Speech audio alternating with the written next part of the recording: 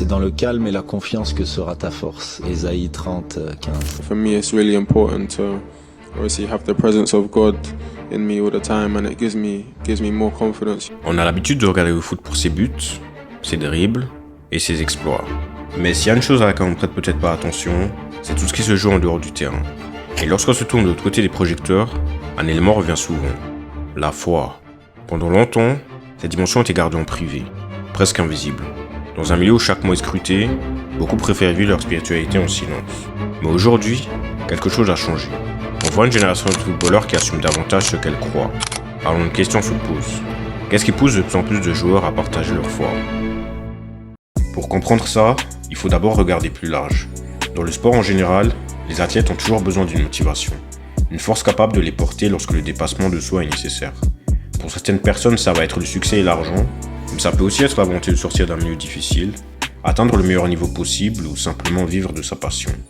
Mais arrive parfois un moment, surtout après certains exploits, où ces motivations ne suffisent plus. Et c'est précisément là que la foi va entrer en jeu. Parce que contrairement aux autres motivations, la foi va apporter pour ceux qui la vivent un sens, une forme de paix, une direction que les autres motivations ne parviennent pas à donner. I'm happy because I'm fulfilling my purpose of life. See, everything was created for purpose. Trees have a purpose. The moon has a purpose. Rats have a purpose. Insects, everything God created has a purpose. Mais si je m'arrête sur le foot en particulier, c'est parce que la foi y apparaît aujourd'hui de manière très visible. Et l'une des raisons principales est l'impact des réseaux sociaux. Parce qu'ils ont complètement changé la manière dont les joueurs s'expriment. Why do you feel that so many players now feel empowered to speak about their faith and to be open and celebrate it? I don't know if this is the day and age where everyone's a bit more comfortable expressing themselves, showing who they really are. I think I've learned this the older I've got, not just in my faith, but just me as a person, just to showcase who I am. And if you don't accept me for who I am, that's literally on you. But I'm really not afraid to show who I am. Et s'il y a bien un endroit où on peut montrer qui on est, ou du moins l'image que l'on veut renvoyer, c'est sur les réseaux sociaux. De nombreuses études en psychologie sociale montrent que lorsque quelqu'un de notre milieu exprime publiquement de convictions, on est plus facilement poussé à l'exprimer à notre tour. On appelle ça l'effet de preuve sociale, ou l'effet d'entraînement, où le courage des uns va donc libérer la parole des autres.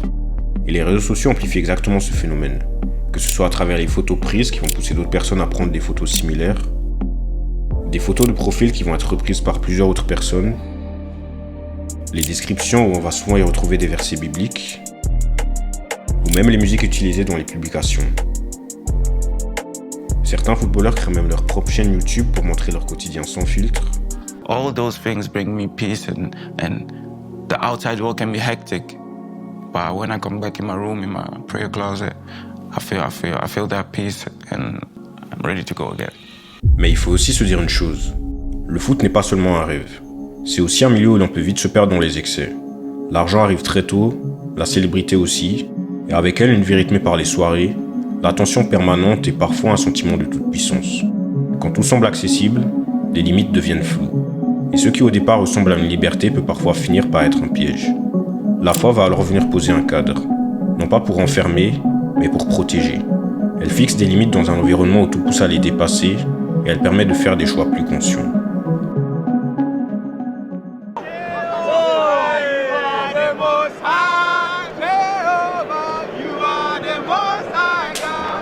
Lorsqu'on parle de foi dans le foot, un championnat se démarque particulièrement, la Première Ligue anglaise.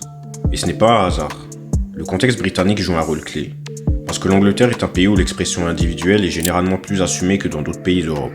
Et cela vaut aussi pour la foi, qui, quelle qu'elle soit, reste visible dans l'espace public et n'est pas systématiquement reléguée à la sphère privée.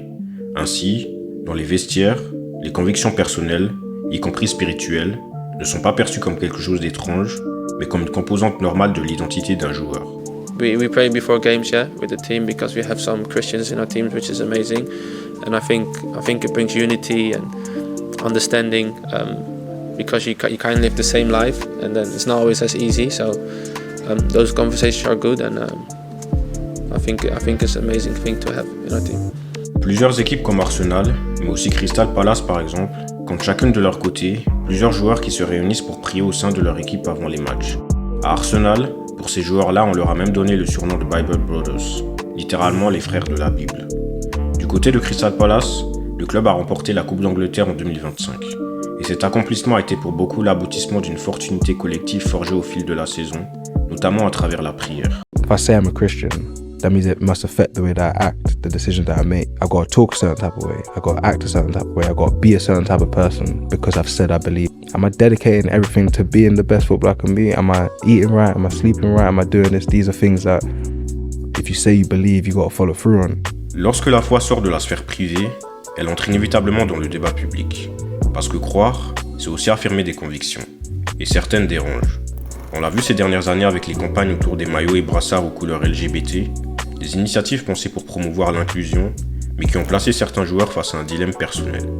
Certains ont refusé de porter ces symboles, d'autres ont choisi de les porter, tout en y ajoutant leur propre message, comme Marc Guéhi, qui avait inscrit Jesus Loves You sur son brassard. Yeah, I think the message was pretty clear, to be honest. It was a message of love, of truth as well, and a message of, inclusivity. So I think it speaks for itself. Mais au-delà des débats et des polémiques, pour beaucoup de joueurs, la foi n'est ni un message politique, ni une provocation. C'est quelque chose de profondément personnel, un repère et une manière de rester aligné dans un environnement instable. I'm a city, top of the top. And I'm still speaking. That's because, trust me, you thinking that, as soon as I'm there, that will fill the emptiness is a lie. I'm at the top and that emptiness has not been filled. It has been filled now by Jesus Christ, but it hasn't been filled by girls, money, all those things. You will always want more. You will never have enough. Dans le fond, footballeur ou non, nous avons tous un point en commun. Nous cherchons quelque chose qui nous dépasse. Quelque chose qui donne un sens à ce que nous vivons. Pour certains joueurs, cette quête prend la forme de foi. Pour d'autres, elle s'exprime autrement. Mais ce que l'on observe aujourd'hui dans le foot, c'est une génération qui n'a plus peur d'assumer ce qui l'anime réellement.